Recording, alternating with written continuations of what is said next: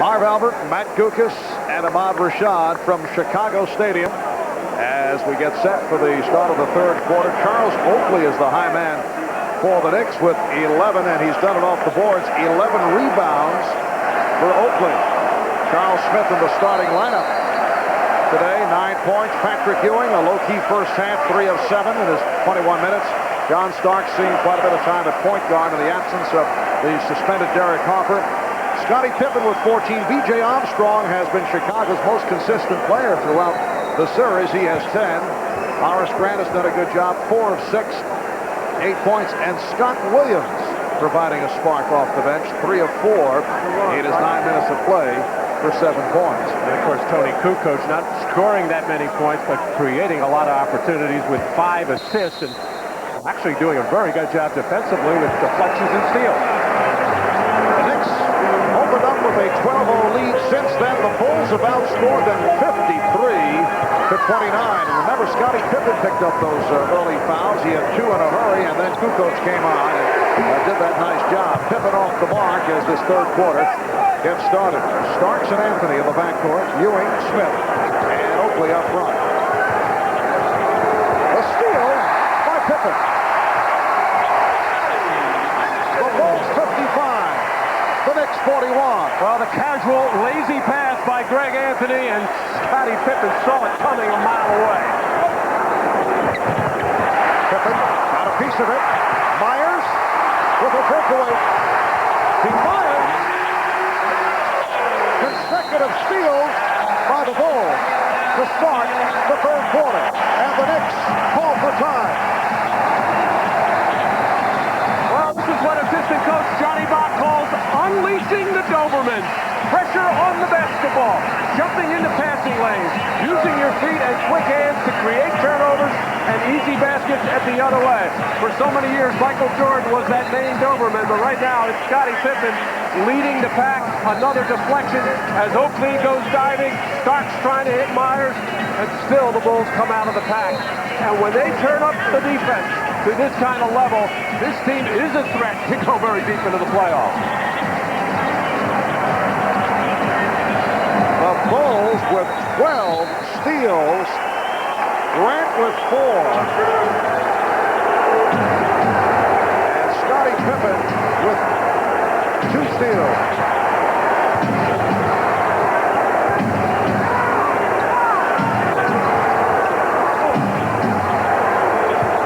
Here's Smith. Pippen with the rebound. Oh, what a lead for Grant. The Knicks did not see it.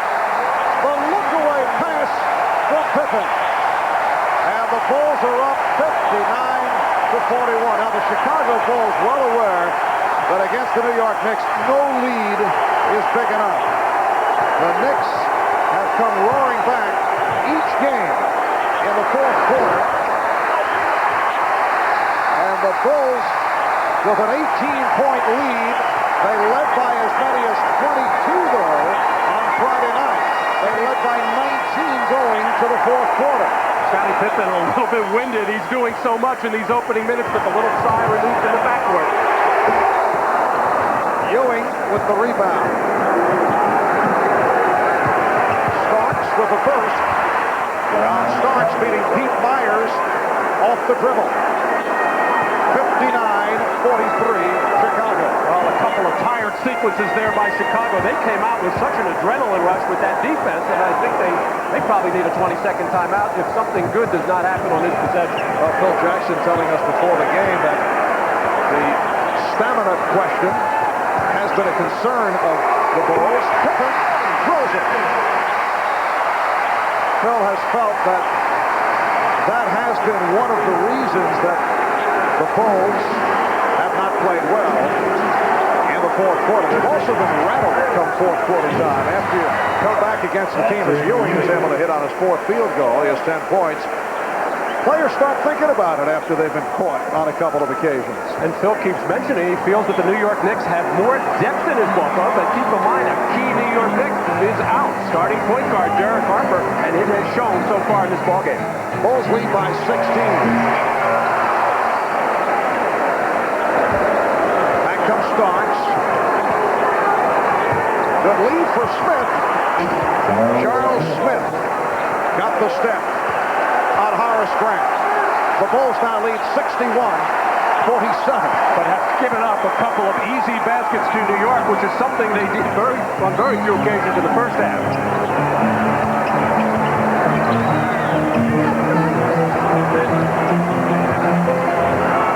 Hard right.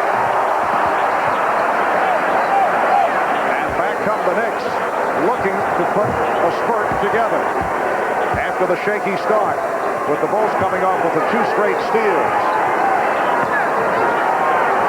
4 minutes gone by in the third. Here's Anthony.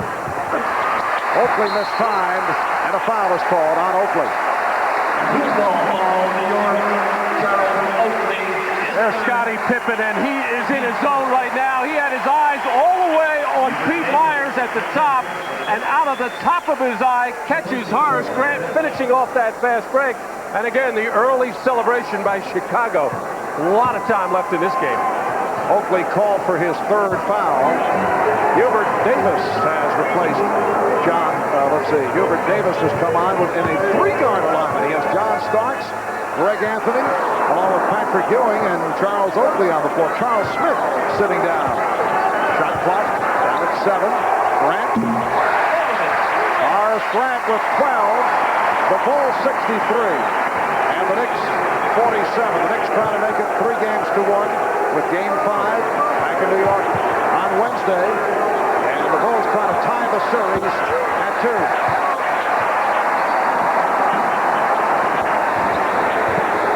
Pippen for 3.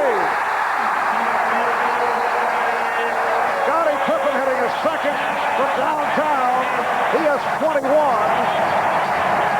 Bulls lead 66-47, and the Knicks call for time. So Scottie Pippen now 8 for 14 from the field. All right, back in Chicago, 5 minutes gone by in the third, and the Bulls with a 66-47 lead on the Knicks. Greg Anthony only 1 of 8 from the field, gets it off to Hubert Davis, and he buries the 3-pointer. For Davis, his first field goal, 66-50, Chicago. Myers. Well, Pete Myers with his 2nd bucket. His shooting has been off last couple of games. Not noted for his shooting, but he's had some interesting misses hitting glass side of backboard. Mason wheeling in. It counts. And the foul. Well, it's a combination of the Knicks starting to come alive offensively right now and some tired defense on the part of Chicago, as Horace Grant letting Mason catch that ball tight to the lane, and nobody for Chicago coming down to try to dig out on that penetration to the lane. And that's one of Mason's favorite moves, using that right hand and little right hand hook shot. Ahmad telling me earlier that Scottie Pippen said that Anthony Mason is by far the strongest player in the NBA, and he has done a very strong defensive job on Pippen. Usually does not match up with Pippen until the 4th quarter. It's a holding foul on Davis. But the other night, he handcuffed Scottie Pippen in the 4th quarter. Pippen was 1 of 4 from the field in that 4th quarter, and he couldn't get shots off against Mason. Now he's being guarded by Starks. Pippen with the turnaround.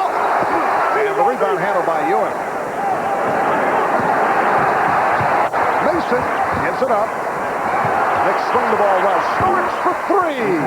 John Starks, who crushed the Bulls with 2 critical 3-point shots back in Game 2. Cuts the lead to 12. 5:40 remaining. 3rd quarter. Grant fouled by Mason. Let's go over to Ahmad Rashad. All right, Marv, after that last time out when you saw Scottie Pippen coming off the floor, the first person out to give him a high five was Tony Kukoc. And I think that is a direct result of what happened after that post-game meeting that the team had on Friday, as Kukoc and Pippen came together. As I said earlier, I spent about a half an hour with the 2 of them in the locker room earlier, and they were laughing and joking. I think that's a relationship that has really been solidified after Friday. Marv? The Well, Scottie Pippen and several members of the Bulls in recent years not pleased that someone portrayed as an outsider in Tony Kukoc received the kind of contract that he did before other contracts, particularly their own, were settled. And it has made for tension, although players insist that Pippen and Kukoc do get along well. People always point to the job that Jordan and Pippen did defensively against, the steal by Myers, but he stepped out. The job that Pippen and Kukoc did defensively when the Dream Team went up against Croatia in the Barcelona Olympics. However, I don't think it really would have mattered who was guarding Tony Kukoc when the Dream Team played them. They were going to overwhelm everybody as Pete Myers tries to tightrope on the sideline there, just catches the white line. But the Knicks are starting to come alive right now. It almost seems as they need to get down 18, 19, 20 before they get the wake-up call. Armstrong with the steal and a foul. It's on BJ, his first. Well, the Bulls have led by as many as 19. They were up 66 to 47. Well, the Chicago Bulls have been in tune with what the Knicks have been trying to do all evening, jumping into the passing lane. Scottie Pippen has picked off a couple. That time Armstrong had that one measured. As he got the ball, he actually committed a foul as well. Davis off the pick from Ewing. Met by Longley on a switch. Davis shooting. Gilbert Davis with his second straight. And here come the Knicks. They're now within 12 points. 5 minutes to go. Third quarter.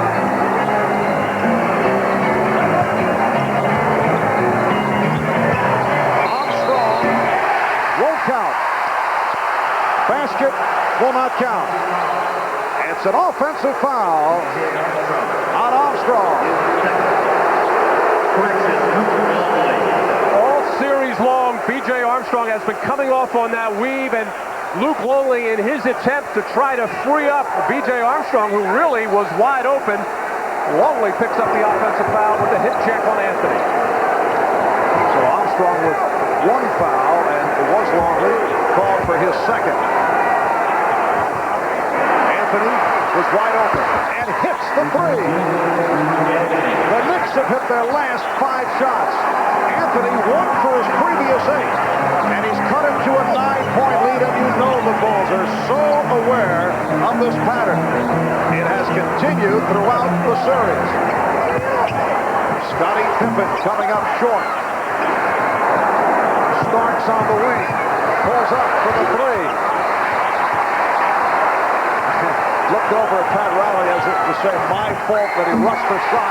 Myers right back and has some words for Ewing off the facial. And John Starks did look over to Pat once again and said, my fault, bad shot. Pat wasn't so much concerned with the bad shot. He knew it was a bad one. He wanted him to get back on defense. Bulls lead 72-61. Davis thought he was fouled.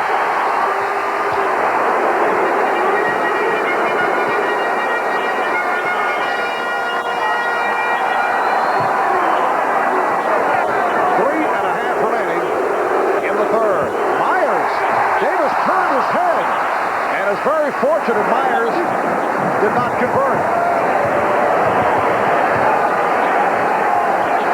Ewing from deep.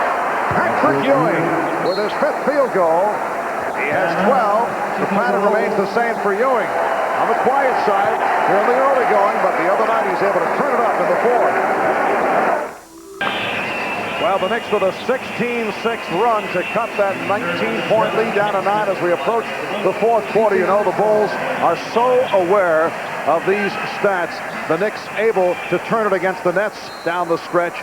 And during the course of this series against Chicago, it has been the same story. The Knicks have outscored the Bulls 87-49 in the 4th quarter. Steve Kerr has checked back in along with John Paxson. Here's Longley. Nice move. Rebounded by Ewing. Ahmad telling us that the Chicago bench talk about more patience for the Bulls in their shot selection in their half-court offense. He felt they were taking too many quick shots, which enabled the Knicks to get down and get some transition baskets. Foul on Longley. Luke Longley committing his 3rd foul. as Rolando Blackman has checked into the ballgame. Pat Riley has been searching for a combination in the second half, going with the small team. Davis, Anthony, and Starks. Now Rolando Blackman has replaced John Starks, and Mason gives it another quick play.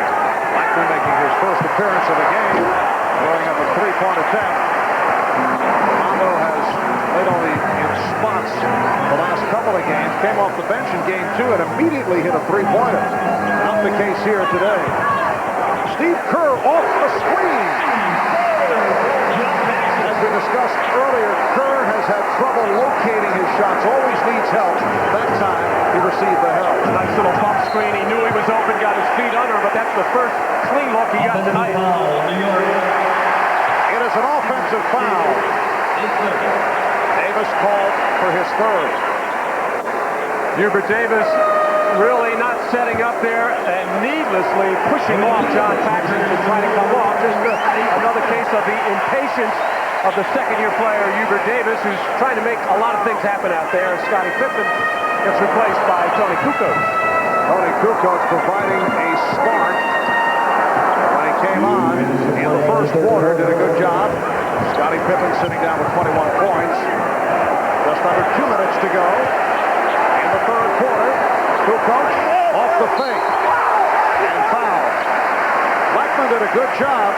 Kukoc persisting in getting the shot off, and he drew the foul. That's what we call a bailout play there. A forced shot by Tony Kukoc, and Blackman appeared to stand straight up, and Tony Kukoc in all kinds of trouble, but winds up on the free throw line. And there's that team again, which I said in the first half looks like a very slow, unaggressive defensive team that really got things going in the middle part of the first half.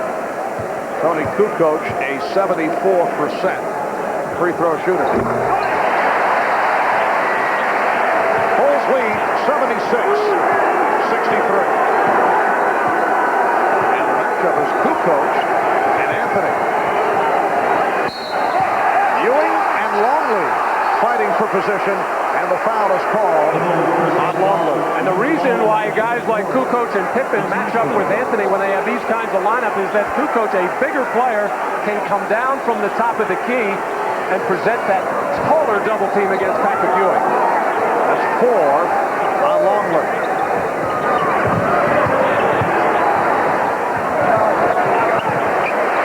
Kerr knocked it away. Kukoc with the save. Last touch by Ewing.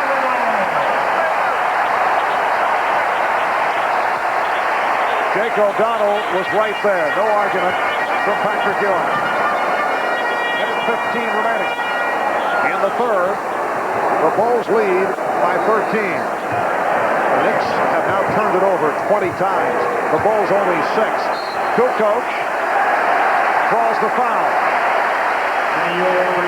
Very difficult matchup for Blackman against the 6'10" Kukoc.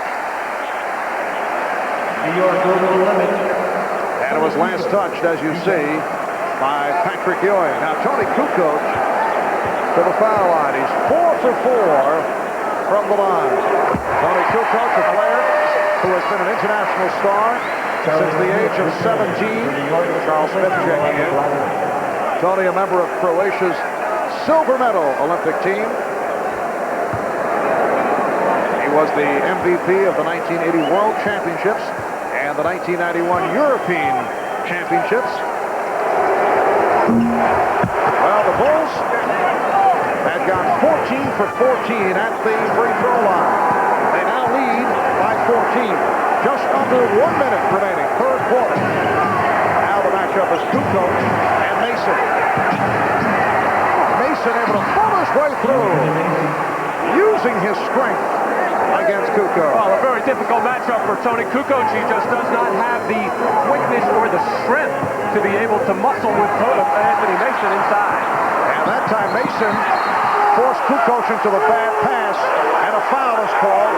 A reach-in on Kukoc.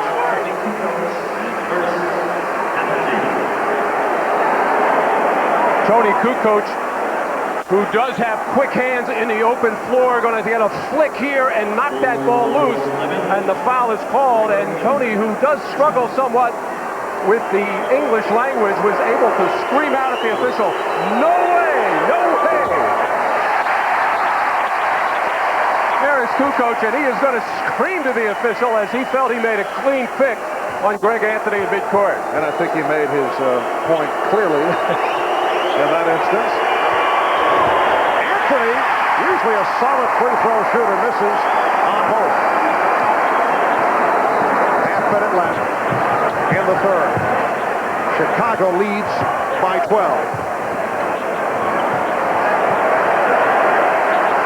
Mason with a hand check on Kukoc. Kukoc got the step, forced the shot. He drew the foul. And Grant and Smith having words, and Ewing able to break it up. Well, of course, when you're guarding Horace Grant, your main job at the offensive end is keep him off the offensive boards. Everybody's focus was on Tony Kukoc as he drove to the basket. Ewing coming over to help out, and Charles Smith in his effort to try to hold off Horace Grant. And a lot of times you can't do it with a conventional box out. You have to face him and almost block him out like an offensive guard in football.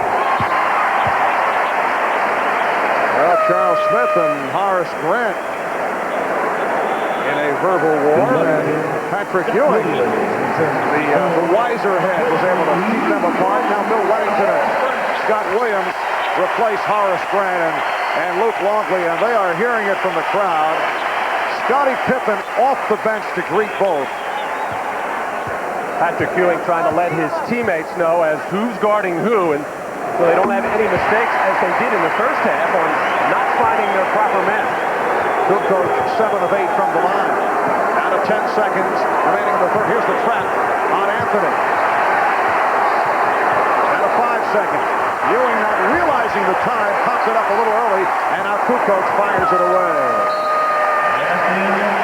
So after 3, the Bulls by 14.